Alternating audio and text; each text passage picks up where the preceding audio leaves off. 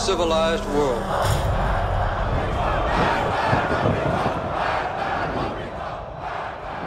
Hollywood's fascination with the Middle East continued this year with a new hit movie, Argo.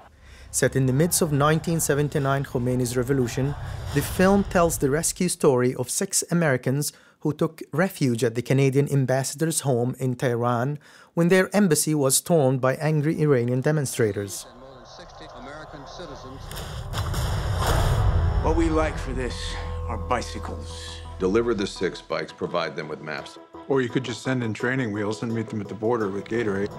It's gonna take a miracle to get them out. Watching Argo feels like watching today's evening news. The Middle East is still rocked by revolutions, and America is still loathed there. In fact, on the eve of the film's premiere at Toronto's Film Festival in September, violent demonstrations erupted against the U.S. in front of its embassy in Cairo and consulate in Benghazi, which led to the killing of the U.S. ambassador in Libya.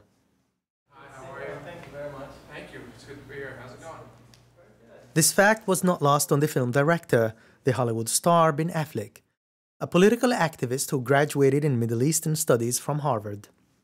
It gives one the sense that we're caught in this perpetual loop of having the same problems, adopting the wrong solutions to them and ending up back at the beginning again. Who do you think is responsible for this status quo in the Middle East? The United States and the Western world and the international community are culpable for such a wide range of things.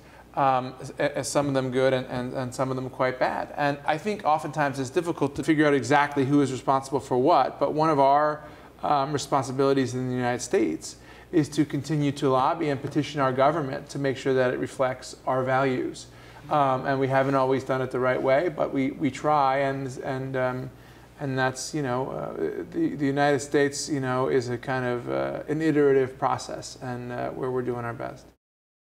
Indeed, Ben Affleck bucks the trend of Hollywood movies and opens Argo by addressing America's complicity in toppling the democratically elected government of Mossadegh in Iran in 1953 and replacing it with the Shah, who rules Iran with an iron fist.